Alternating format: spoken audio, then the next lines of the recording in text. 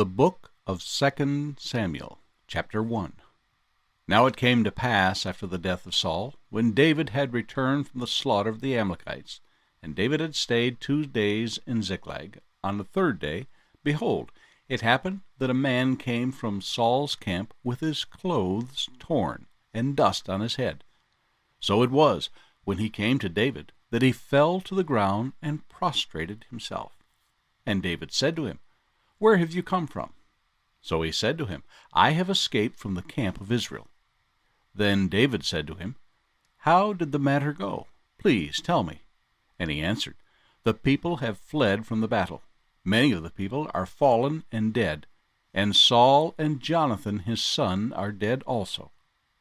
So David said to the young man who told him, How do you know that Saul and Jonathan his son are dead? Then the young man who told him said, As I happened by chance to be on Mount Gilboa, there was Saul leaning on his spear, and indeed the chariots and horsemen followed hard after him. Now when he looked behind him, he saw me and called to me. And I answered, Here I am. And he said to me, Who are you? So I answered him, I am an Amalekite. He said to me again, Please stand over me and kill me, for anguish has come upon me, but my life still remains in me. So I stood over him and killed him, because I was sure that he could not live after he had fallen. And I took the crown that was on his head, and the bracelet that was on his arm, and have brought them here to my lord. Therefore David took hold of his own clothes and tore them, and so did all the men who were with him. And they mourned and wept and fasted until evening for Saul and for Jonathan his son, for the people of the Lord and for the house of Israel, because they had fallen by the sword. Then David said to the young man who told him, Where are you from? And he answered, I am the son of an alien, an Amalekite. So David said to him, How was it that you were not afraid to put forth your hand to destroy the Lord's anointed? Then David called one of the young men and said, Go near and execute him. And he struck him so that he died. So David said to him, Your blood is on your own head, for your own mouth has testified against you, saying, I have killed the Lord's anointed. Then David lamented with his lamentation over Saul and over Jonathan his son, and he told them to teach the children of Judah the song of the bow. Indeed, it is written in the book of Jasher. The beauty of Israel is slain on your high places. How the mighty have fallen! Tell it not in Gath, proclaim it not in the streets of Ashkelon, lest the daughters of the Philistines rejoice, lest the daughters of the uncircumcised triumph. O mountains of Gilboa, let there be no dew, nor rain upon you, nor fields of offerings, for the shield of the mighty is cast away there, the shield of Saul not anointed with oil. From the blood of the slain, from the fat of the mighty, the bow of Jonathan did not turn back, and the sword of Saul did not return empty. Saul and Jonathan were beloved and pleasant in their lives, and in their death they were not divided. They were swifter than eagles. They were stronger than lions. O daughters of Israel, weep over Saul, who clothed you in scarlet, with luxury, who put ornaments of gold on your apparel. How the mighty have fallen in the midst of the battle!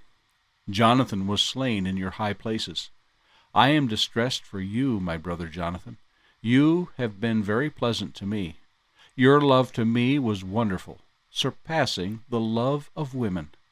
How the mighty have fallen, and the weapons of war perished. The book of 2 Samuel, chapter 2. It happened after this that David inquired of the Lord, saying, Shall I go up to any of the cities of Judah? And the Lord said to him, Go up. David said, Where shall I go up? And he said, To Hebron. So David went up there, and his 2 wives also, Ahinoam the Jezreelitess, and Abigail, the widow of Nabal the Carmelite. And David brought up the men who were with him, every man with his household. So they dwelt in the cities of Hebron. Then the men of Judah came, and there they anointed David king over the house of Judah. And they told David, saying, The men of Jabesh-Gilead were the ones who buried Saul. So David sent messengers to the men of Jabesh-Gilead, and said to them, You are blessed of the Lord, for you have shown this kindness to your Lord, to Saul, and have buried him. And now may the Lord show kindness and truth to you. I also will repay you this kindness, because you have done this thing.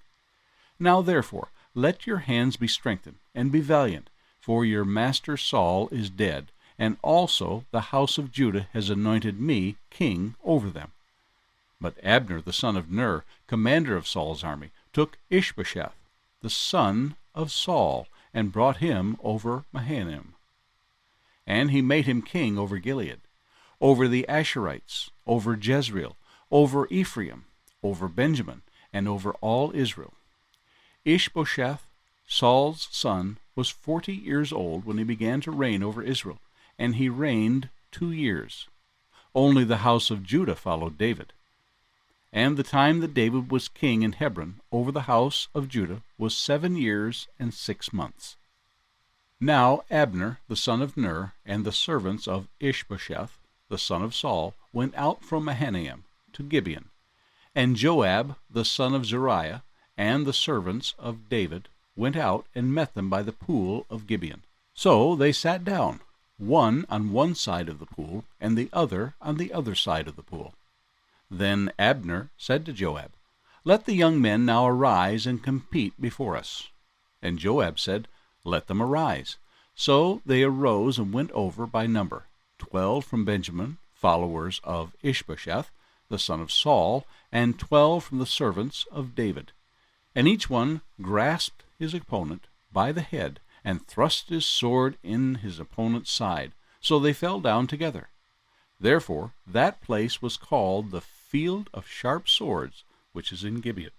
So there was a very fierce battle that day, and Abner and the men of Israel were beaten before the servants of David. Now the 3 sons of Zeruiah were Joab, and Abishai, and Asahel. And Asahel was as fleet of foot as a wild gazelle. So Asahel pursued Abner, and in going he did not turn to the right hand or to the left from following Abner. Then Abner looked behind him and said, Are you Asahel? He answered, I am. And Abner said to him, Turn aside to your right hand or to your left, and lay hold on one of the young men, and take his armor for yourself. But Asahel would not turn aside from following him. So Abner said again to Asahel, Turn aside from following me. Why should I strike you to the ground? How then could I face your brother Joab? However, he refused to turn aside. Therefore Abner struck him in the stomach with the blunt end of the spear, so that the spear came out of his back, and he fell down there and died on the spot. So it was that as many as came to the place where Asahel fell down and died stood still.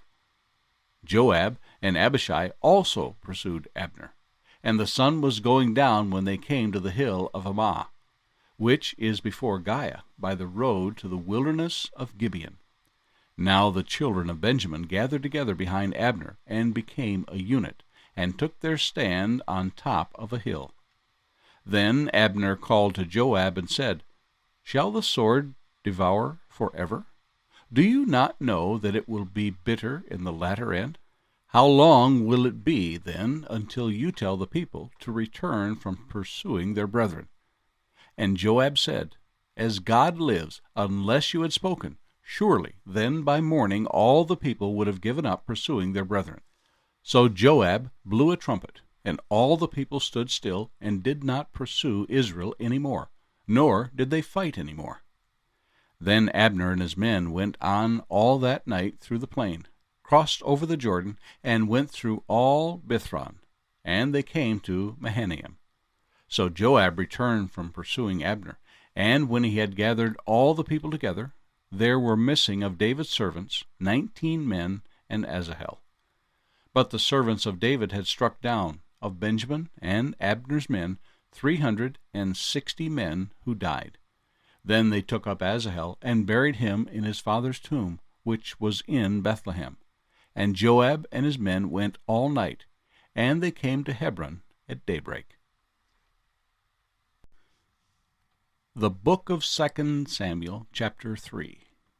Now there was a long war between the house of Saul and the house of David.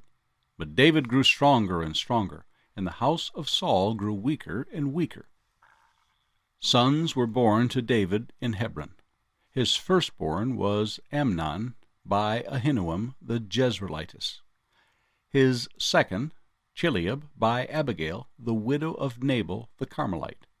The third, Absalom, the son of Maacah, the daughter of Talmai, king of Geshur. The fourth, Adonijah, the son of Haggith. The fifth, Shephatiah, the son of Abital. And the sixth, Ithream, by David's wife Eglah. These were born to David in Hebron. Now it was so, while there was war between the house of Saul and the house of David, that Abner was strengthening his hold on the house of Saul. And Saul had a concubine, whose name was Rizpah, the daughter of Aiah. So Ishbosheth said to Abner, "Why have you gone in to my father's concubine?" Then Abner became very angry at the words of Ishbosheth, and said, "Am I a dog's head that belongs to Judah? Today I show loyalty to the house of Saul your father, to his brothers, and to his friends, and have not delivered you into the hand of David. And you charge me today with a fault concerning this woman? May God do so to Abner, and more also, if I do not for David, as the Lord has sworn to him, to transfer the kingdom from the house of Saul, and set up the throne of David over Israel, and over Judah, from Dan to Beersheba." And he could not answer Abner another word, because he feared him. Then Abner sent messengers on his behalf to David, saying, "Whose is the land?" Saying also, "Make your covenant with me, and indeed my hand shall be with you to bring all Israel to you." And David said, "Good, I will make a covenant with you. But one thing I require of you. You shall not see my face unless you first bring Michal, Saul's daughter, when you come to see my face." So David sent messengers to Ishbosheth, Saul's son, saying, "Give me my wife Michal, whom I betrothed to myself for 100 foreskins of the Philistines." And Ishbosheth sent and took her from her husband, from Paltiel, the son of Laish. Then her husband went along with her to Bahurim, weeping behind her. So Abner said to him, "Go, return." And he returned. Now Abner had communicated with the elders of Israel, saying, "In time past you were seeking for David to be king over you. Now then, do it. For the Lord has spoken of David, saying, By the hand of my servant David I will save my people Israel from the hand of the Philistines, and the hand of all their enemies." And Abner also spoke in the hearing of Benjamin. Then Abner also went to speak in the hearing of David in Hebron, all that seemed good to Israel, and the whole house of Benjamin. So Abner and 20 men with him came to David at Hebron.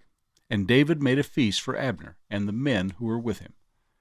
Then Abner said to David, "I will arise and go and gather all Israel to my lord the king, that they may make a covenant with you, and that you may reign over all that your heart desires."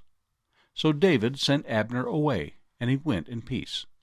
At that moment the servants of David and Joab came from a raid, and brought much spoil with them. But Abner was not with David in Hebron, for he had sent him away, and he had gone in peace. When Joab and all the troops that were with him had come, they told Joab, saying, "Abner the son of Ner came to the king, and he sent him away, and he is gone in peace." Then Joab came to the king and said, "What have you done? Look, Abner came to you. Why is it that you sent him away, and he has already gone?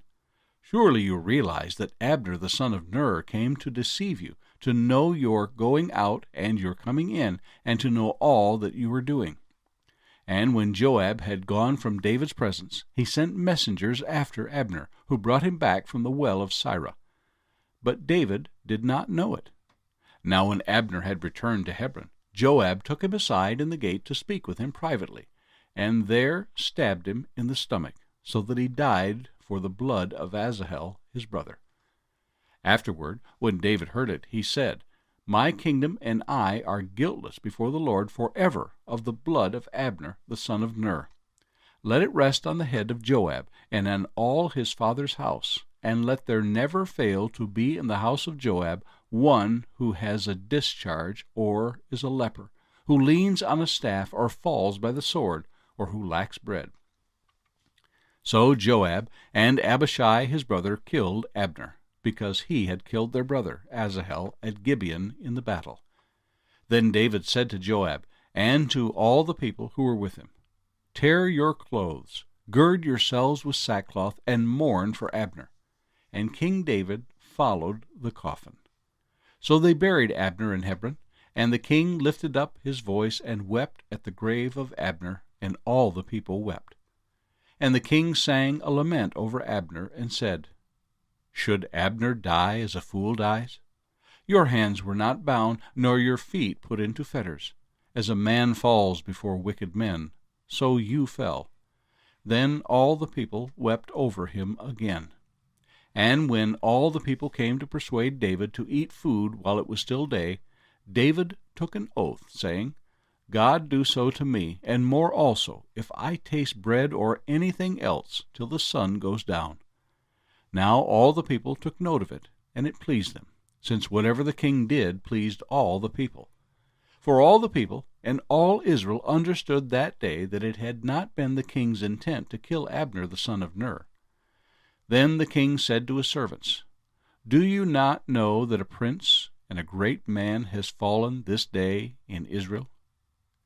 And I am weak today, though anointed king, and these men, the sons of Zeruiah, are too harsh for me. The Lord shall repay the evildoer according to his wickedness.